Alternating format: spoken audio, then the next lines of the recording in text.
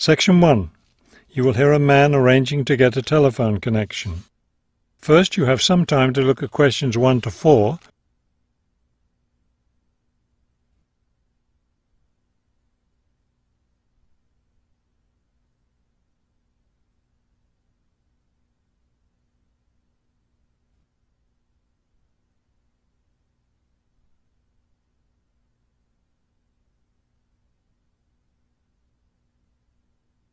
You will see that there is an example that has been done for you.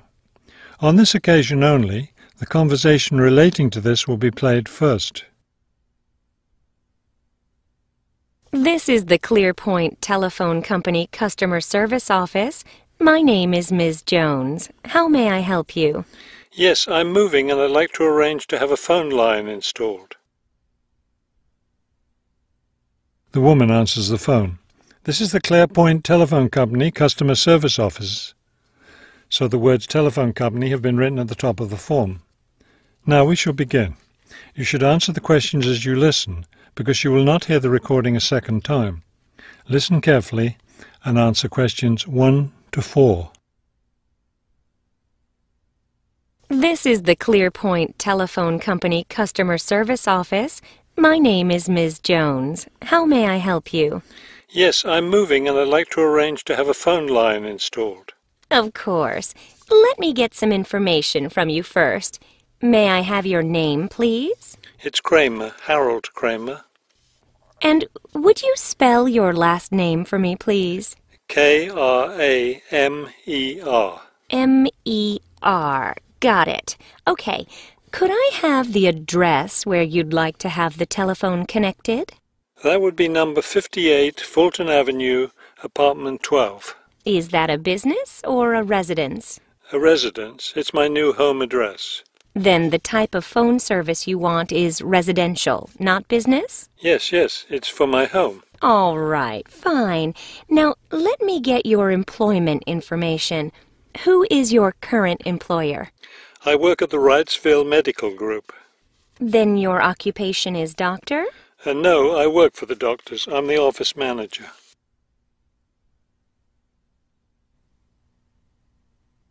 Now listen and answer questions 5 to 10. Okay, and could I have your work phone number? It's 637-555-9014. 9014, great. Just one more thing. I need to know how long you've been at your current job. I've been working there for quite a while now. Let me see. 9, that's right, 9 years. Okay, good. You've been there long enough, so I don't need to ask about any other work history. Now, in addition to our basic phone service, we have several special services available. Could you explain them to me? Most customers opt for unlimited long-distance service. It really saves you money if you make a lot of long-distance calls. That sounds like a good idea. Then I'll put you down for long-distance service. Another popular service is voicemail. Voicemail takes all your messages electronically, and all it takes is one simple phone call to retrieve them. Voicemail. No, I don't think so. I have an answering machine to take my messages. It's old, but it still works fine. We also provide internet service if you're interested in that. I am. Please put me down for internet as well as phone service. Right. Okay, I think we're almost finished. I just need to schedule a time for the technician to go to your apartment and do the installation. Let me see. What about next Tuesday? Would that work for you? No, not Tuesday. I'll be at a conference all day. Wednesday would work, though. I'm afraid I won't have any technicians in your area on Wednesday. I could send someone on Friday. That would be fine. What time of day works best for you, morning or afternoon? Morning would be best. All right then, it's on the schedule. Do you have any questions? No, I don't think so. Thank you for calling ClearPoint. That is the end of section 1. You now have half a minute to check your answers.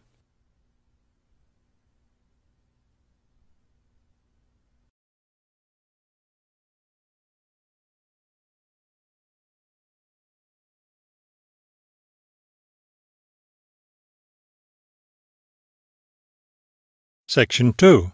You will hear a radio interview about an upcoming fair.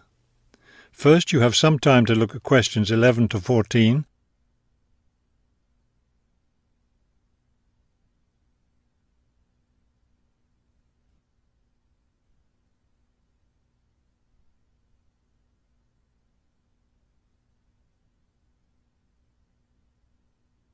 As you listen to the first part of the talk, answer questions 11 to 14. Good afternoon and welcome to City Hour, the radio show that brings you all the latest information about events in and around our city. Today we have with us Cynthia Smith, who is heading up this year's City Fair. Cynthia, would you start by giving us some of the basic information about the fair? Where will it take place this year? I'm glad you asked that question because I know most people will be expecting the fair to be at the fairgrounds as usual, but we've had to change the location this year due to some construction work. You know, they're building the new high school in that neighbourhood and they've been using the fairgrounds as a place to store construction materials. So we've moved the fair to City Park, which I think is a wonderful location. Yes, that will be a great place for the fair. I understand that the fair begins on Friday morning with a special opening event.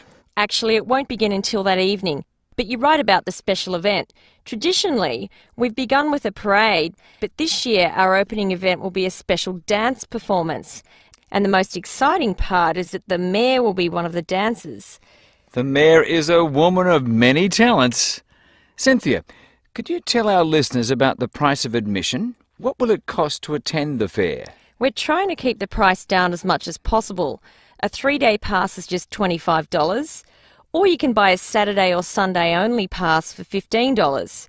The opening event on Friday, the dance performance, doesn't cost anything to attend, and we're hoping a lot of people will come to watch that.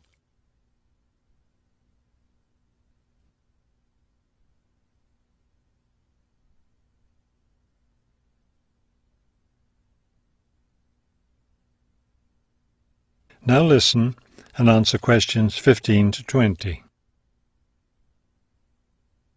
Could you tell us about some of the events planned for Saturday and Sunday, the main days of the fair? We have a lot of exciting things planned.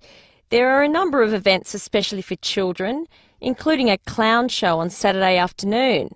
On Saturday evening, we've got an event that can be enjoyed by the whole family, a concert by the lake. I'm sure that will be a popular event. Is there anything special planned for Sunday? Yes, a really fun event, and we hope a lot of people will participate. There'll be a singing contest in the afternoon. It's open to everyone at no charge. It doesn't matter whether you're an experienced singer or not. If you've always dreamed of singing on stage, this is your chance. That sounds like a lot of fun. I think it will be. I'd also like your listeners to know that besides the special events I've mentioned, there will be things taking place all weekend. For example, at the food court, international food will be served. You'll be able to sample dishes from all around the world. There will also be special games for children at different locations around the fair. Will there be things people can buy, souvenirs, anything like that? We have a large area set aside where there will be crafts for sale. This will be an opportunity to buy many lovely handmade things and to get to know some of our local artists and craftspeople as well. It sounds like there will be a lot of fun for everyone at this year's fair. Thank you for sharing the information with us, Cynthia. Thank you for inviting me. That is the end of section 2. You now have half a minute to check your answers.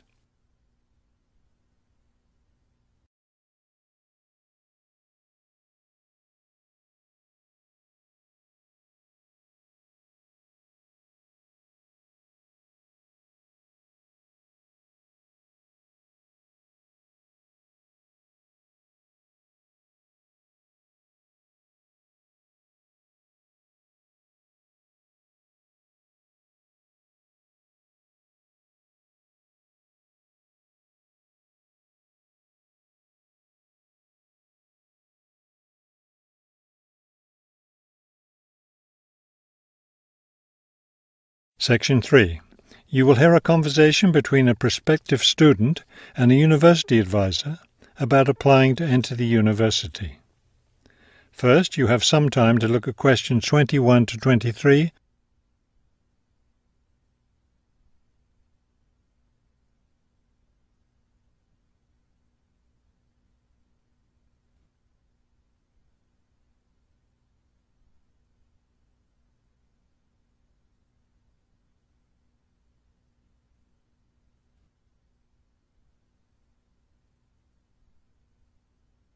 As you listen to the first part of the conversation, answer questions 21 to 23.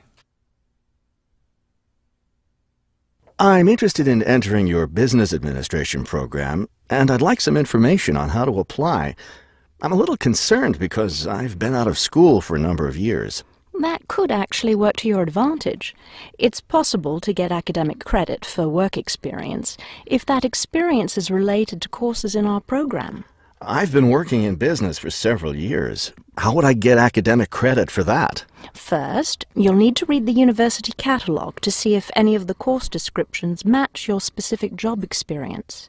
For example, if you've worked in accounting, you may be able to get credit for an accounting course. So then what would I do?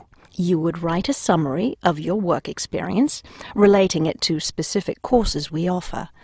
Submit that to the admissions office with a letter from your work supervisor confirming your experience.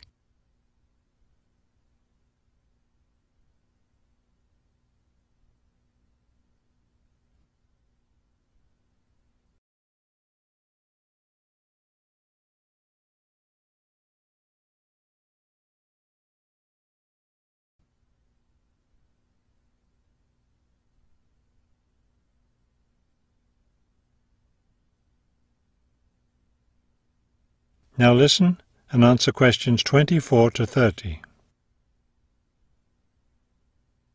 Would I submit those things at the same time that I apply for admission? That would be the best idea. Have you seen a copy of our university catalogue? Not the most recent one. I have a copy from last year. You'll need to look at the latest one. Unfortunately, I've run out of copies, but you can get one from the library for now, and I'll send you your own copy as soon as I have more available. Thank you. How does the admissions process work? Well, first you'll need to get an application for admission. Those are available in the admissions office. The application form contains all the instructions you'll need. That sounds simple enough.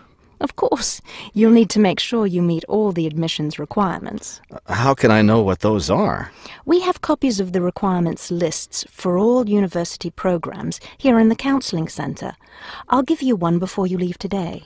Will I need to get recommendations from my employer or former teachers? Oh, yes, you will. The recommendation forms are available in the admissions office. Now, I don't know if you'll also be applying for a part-time job through the university work-study program. I'm considering that. How can I find out what kinds of jobs are offered? You can access the job listings from the computers in the library.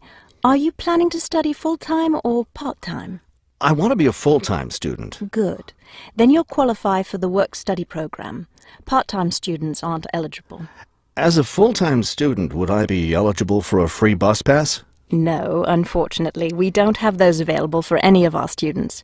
However, you can apply for financial assistance to help pay for your books or for your tuition. I'd like to look into that. Do I apply for that at the admissions office? No, that's through us. You'll need to make an appointment with a counselor. That is the end of section 3. You now have half a minute to check your answers.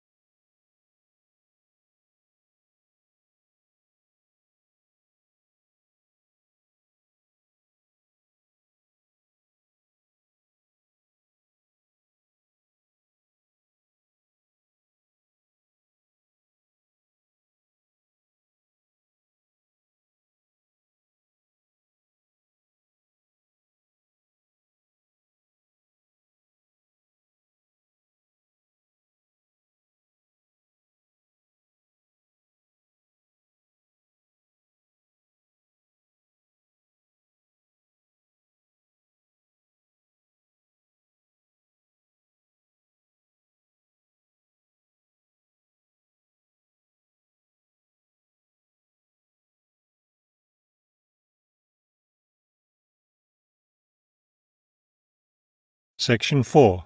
You will hear a lecture about the black bear.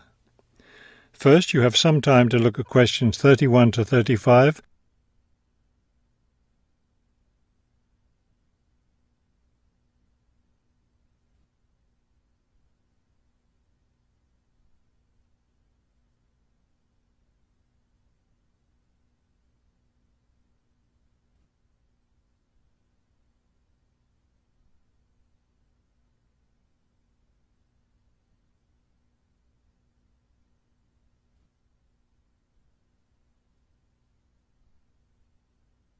Now listen carefully and answer questions 31 to 35.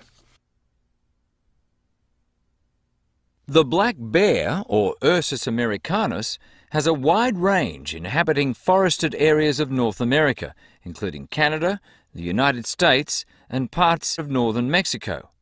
Black bears are omnivores, getting their nutrition from a wide variety of plants and animals. The particular foods any one bear eats depends on what's available in the area where that bear lives, as well as on the season of the year. Generally speaking, plant foods make up 90% of the bear's diet.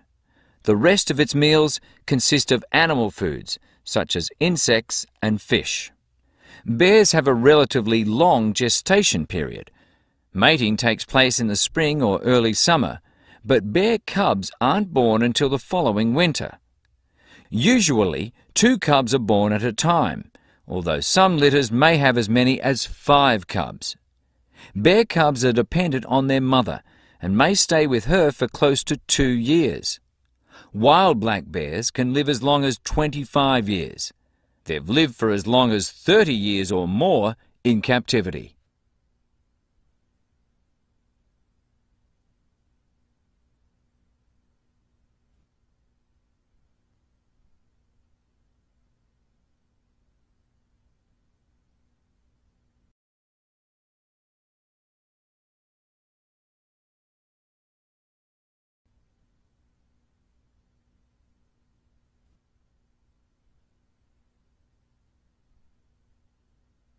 Now listen carefully and answer questions 36 to 40.